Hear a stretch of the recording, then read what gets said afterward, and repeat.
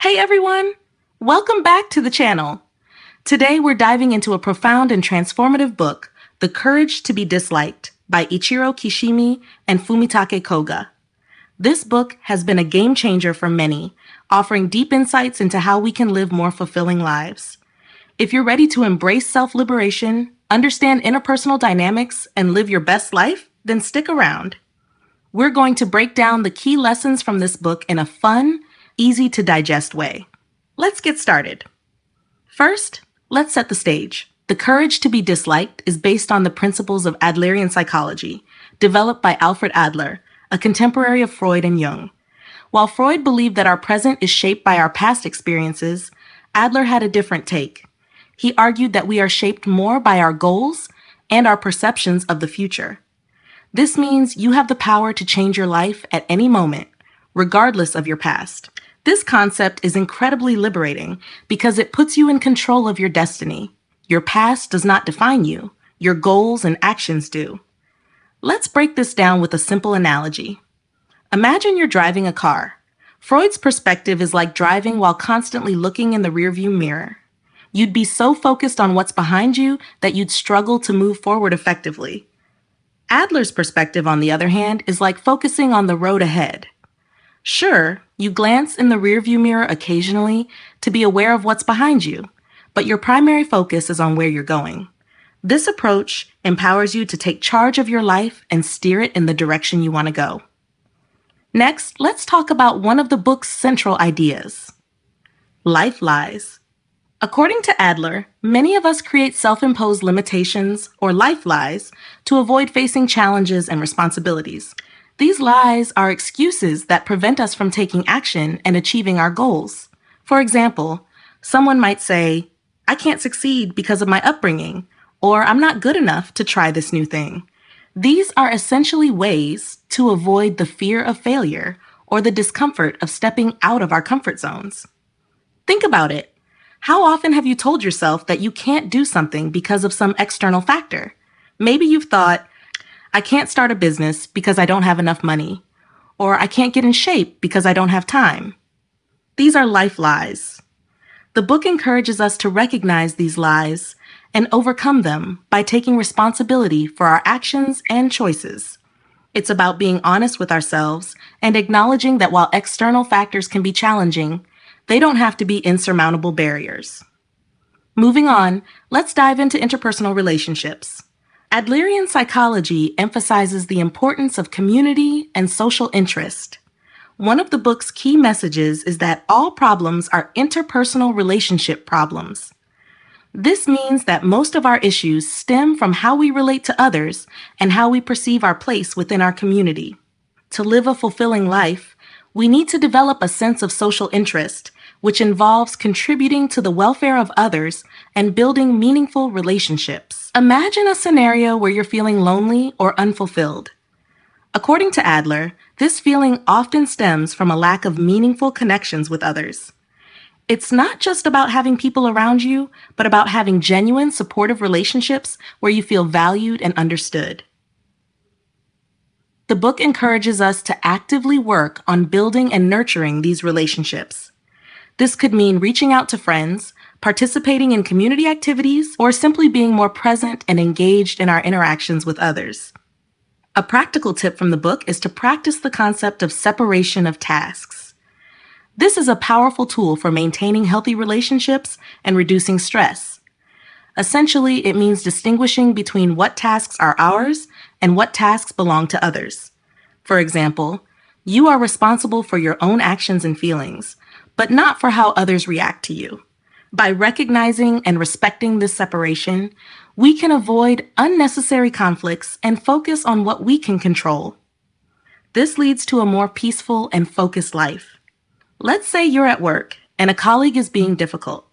You can't control their behavior, but you can control how you respond to it.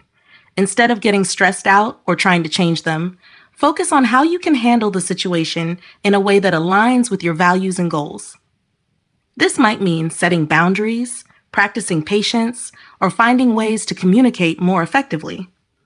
By doing this, you take control of your own well-being and avoid getting caught up in someone else's drama. Another critical aspect of the book is understanding the role of encouragement. Encouragement, according to Adler, is crucial for personal development and healthy relationships.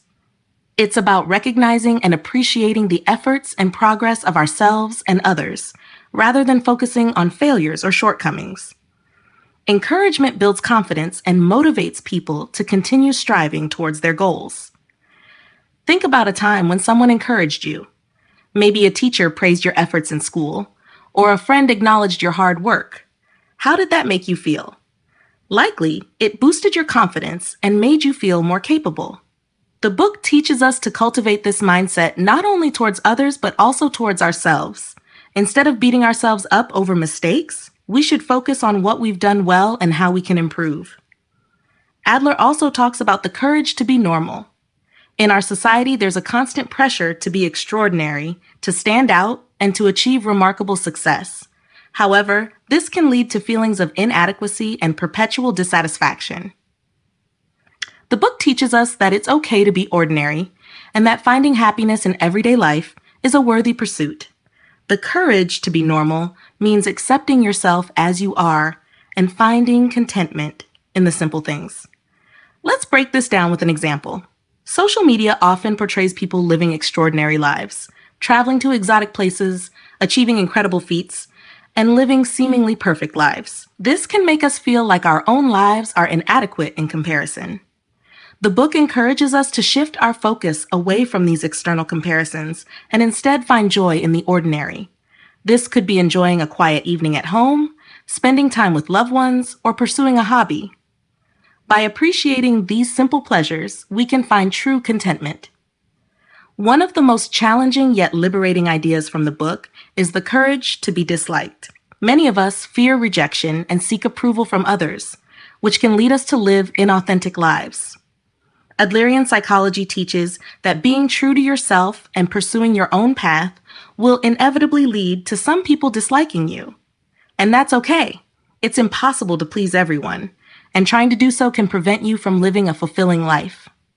Embracing the courage to be disliked means valuing your own happiness and authenticity over the approval of others.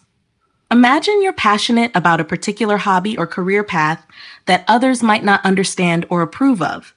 It takes courage to pursue it despite the potential for criticism or disapproval.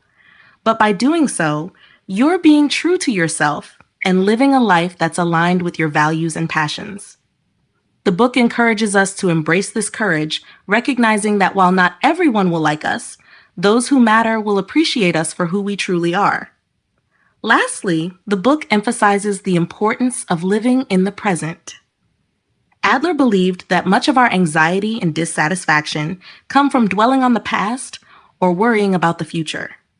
By focusing on the here and now and taking actions that align with our goals and values, we can lead more satisfying and meaningful lives.